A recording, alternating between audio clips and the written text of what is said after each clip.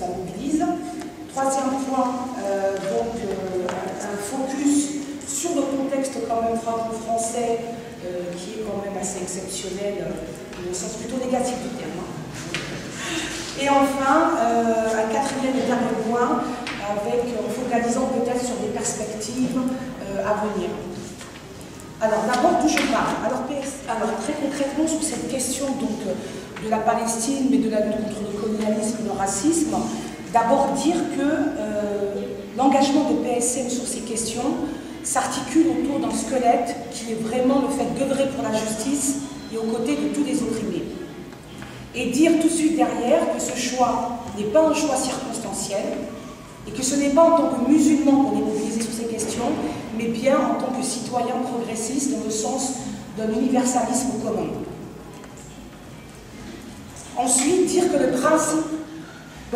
principe central, c'est la non-violence.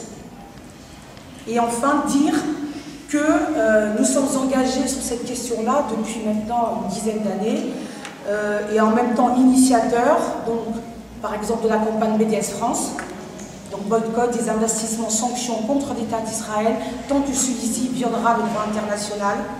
Nous avons participé à la marche de la liberté pour Gaza, à l'hiver 2009, suite au bombardement et au massacre de Gaza. Nous étions, en ma personne, présente sur la flottille de la Liberté 2. J'étais sur le Louise Michel, donc le bateau de Gaza, mobilisé au sein de ce front commun sur cette question précise de la solidarité avec la Palestine, de la lutte et la résistance du peuple palestinien. Notre solidarité avec la Palestine obéit à des critères incontournables et fondamentaux de notre point de vue, mais qui s'articulent aussi avec ce qui est mobilisé par les associations ici présentes.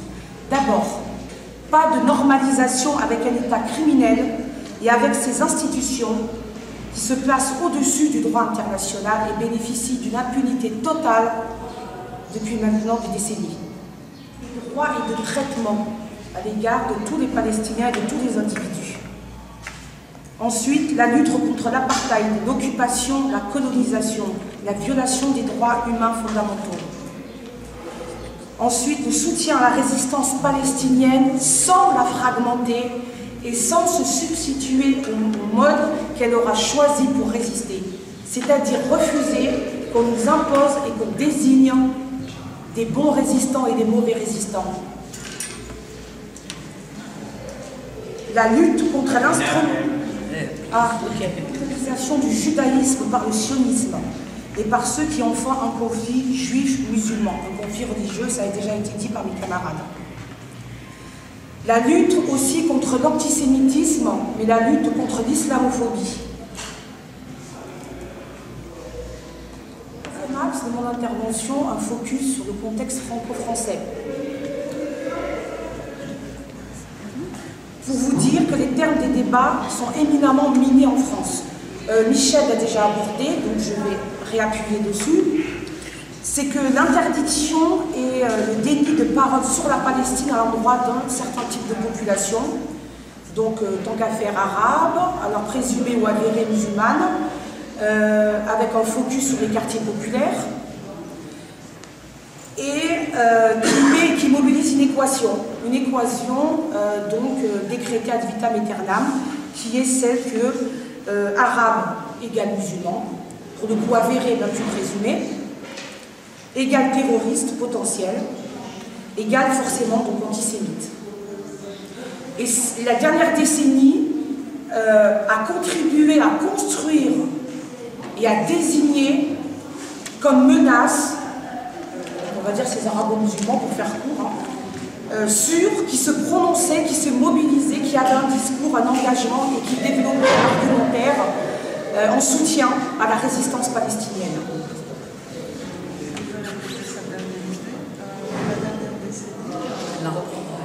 Je la reprendrai après.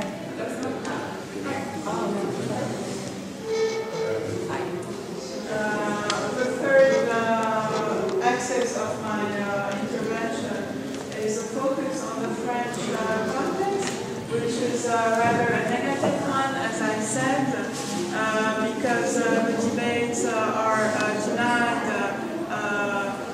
to the working class neighborhoods and the Arabic neighborhoods in France, and there is an equation that Arabic means Muslims, means terrorists, means anti-Semitic, and it has become more and more. Désignés comme des arabo-musulmans ont été construits comme une menace et comme en fait les ennemis sur cette question de soutien à la Palestine. Et d'où la disqualification de leurs paroles sur ce sujet. Donc, activistes engagés de cette question fait que dans le contexte français, les débats sont minés. Deux exemples.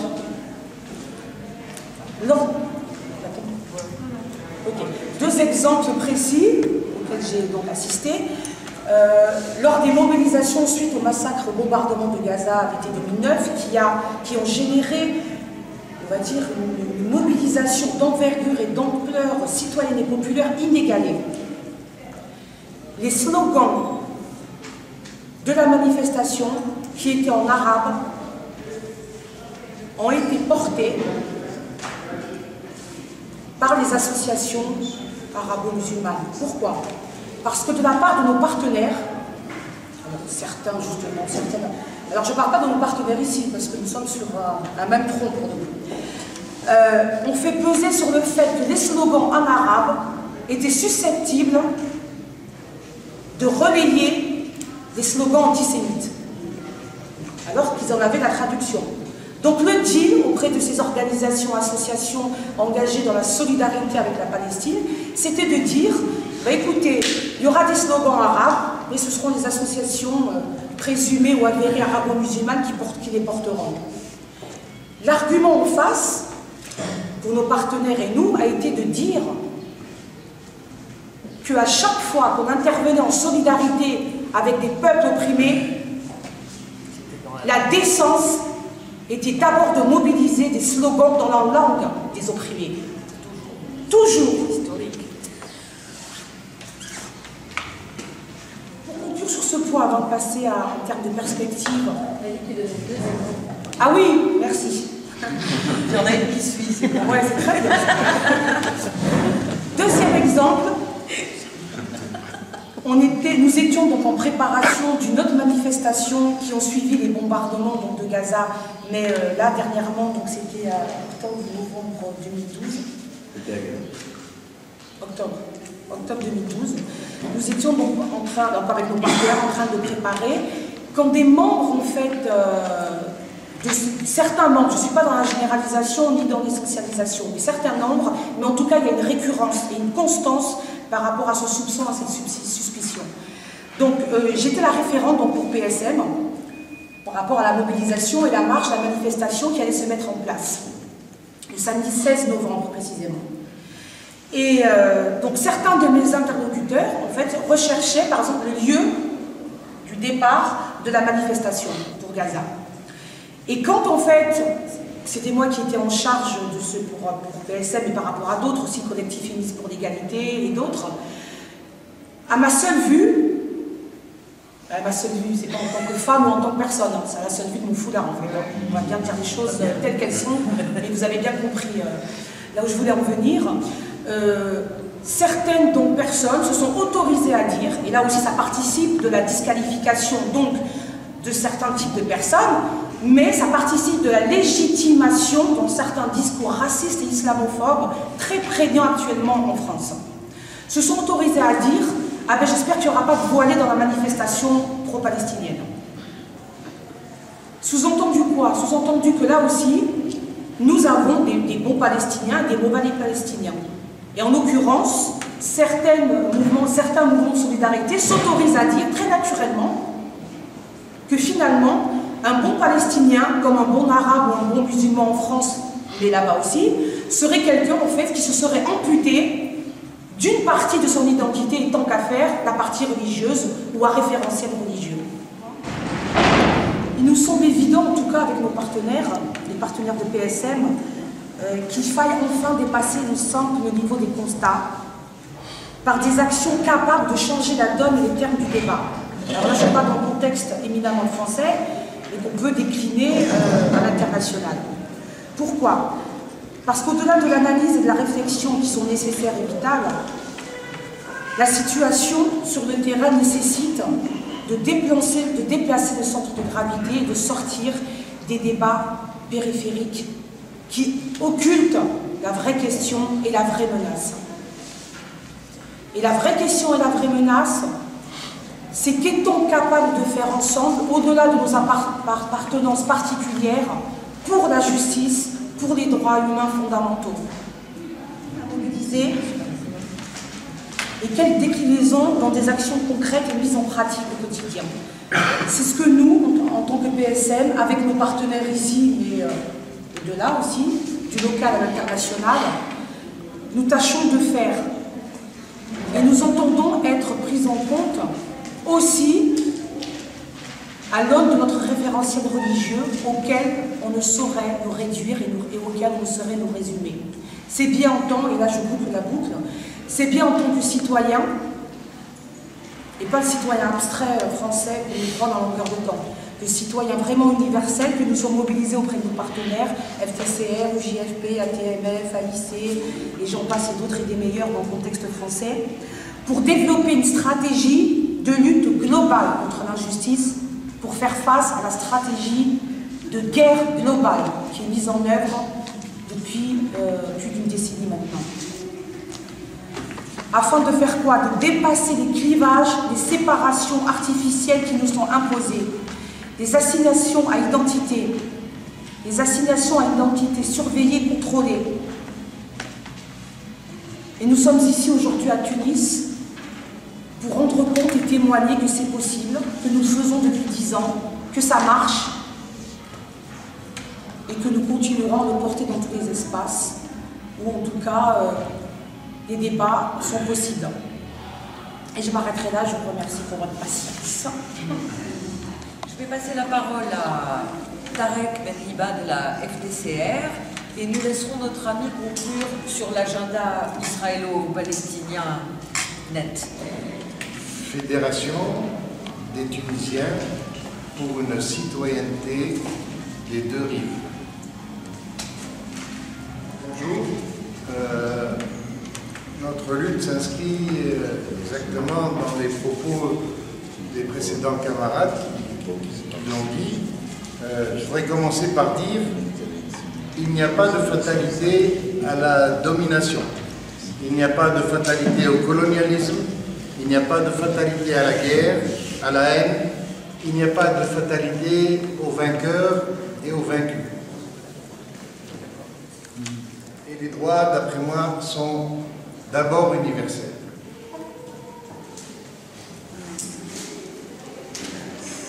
Il y a eu des moments où on s'est battu ensemble.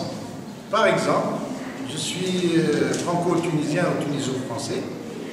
J'ai deux histoires, deux pays et des parents différents et je n'ai pas envie de choisir. Pour la Tunisie, dans le mouvement anticolonial, il y a eu des juifs, il y a eu des dirigeants juifs, mais c'était d'abord tunisien. Parce que les juifs ont habité la Tunisie, d'après ce que j'ai lu, avant les Arabes. Nous avons eu des exemples où c'était concret. Je voudrais dire que dans cette histoire, qui n'est pas évidente, c'est-à-dire des Juifs et des Arabes, et t'as oublié les Berbères, camarades Berbères, donc c'est un Arabe qui utilisait donc c'est important, dans cette histoire qui n'est pas évidente, d'aller contre les préjugés. C'est-à-dire, il faut aller au-delà de l'évidence. Dans une organisation politique, quand j'étais jeune, qu'on me pardonne, très radical, à gauche, et on avait des camarades tunisiens juifs, des dirigeants. Et à l'époque, ça ne posait pas de problème.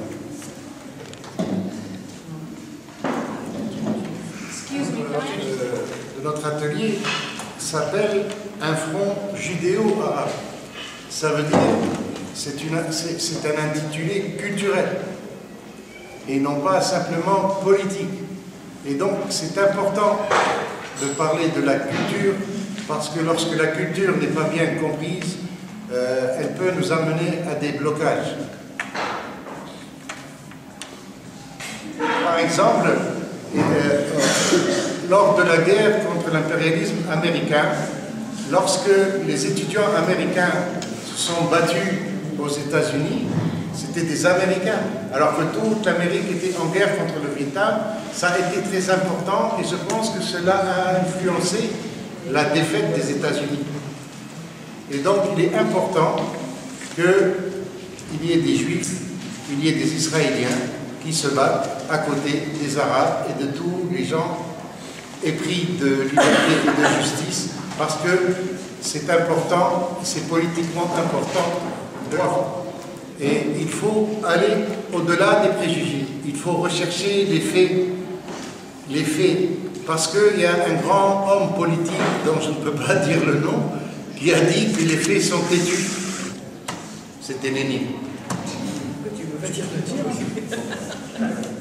Vous savez peut-être que nous sommes engagés dans le BDS en France, boycott des investissements, sanctions. Dans le monde arabe, il y a aussi une lutte qui se rapproche de cela. Il y a une lutte pour le boycott, sur les questions économiques, sur le boycott des produits des colonies, enfin c'est un autre débat, mais on met beaucoup de questions, on met beaucoup l'accent sur la question du boycott économique. Dans le monde arabe, on met plus le curseur sur on va dire, le boycott politique, les sanctions politiques, etc. Or, pour gagner, il faut se battre sur tous les fronts. Moi, je dis, pour ma partie arabe et tunisienne, qu'il y a des produits économiques qui viennent se vendre en Tunisie sous divers machins, et on ne fait pas assez attention à cela. Ensemble, militants juifs, militants arabes et militants qui sont ni juifs ni arabes sur des positions justes et des positions fortes. On l'a fait. Vous avez l'exemple que c'est possible de travailler ensemble, de se comprendre, de sympathiser, de manger ensemble après la réunion et de vivre comme tout le monde. Donc c'est facile, c'est possible. Ça, il faut aussi le faire entre les deux rives de la Méditerranée.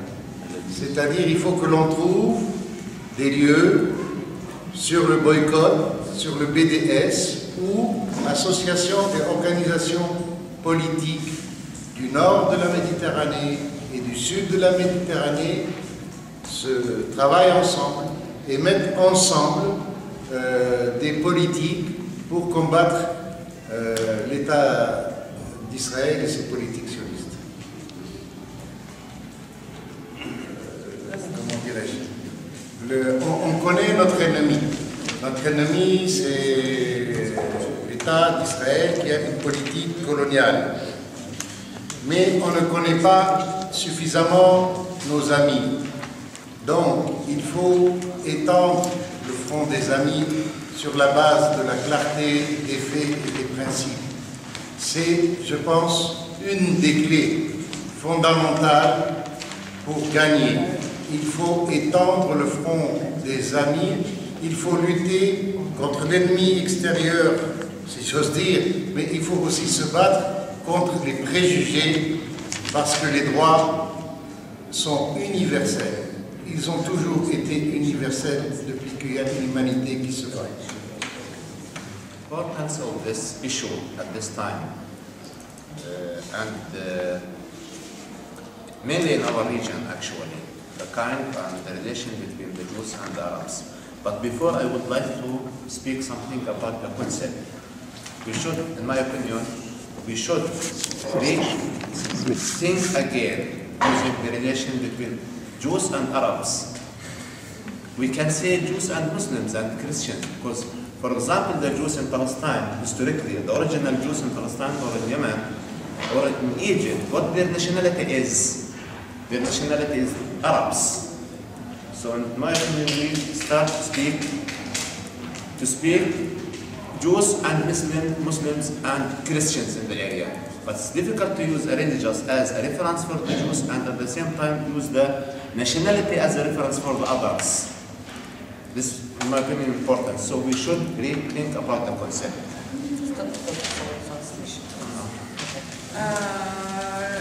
D'abord, merci aux organisateurs. Je voudrais parler de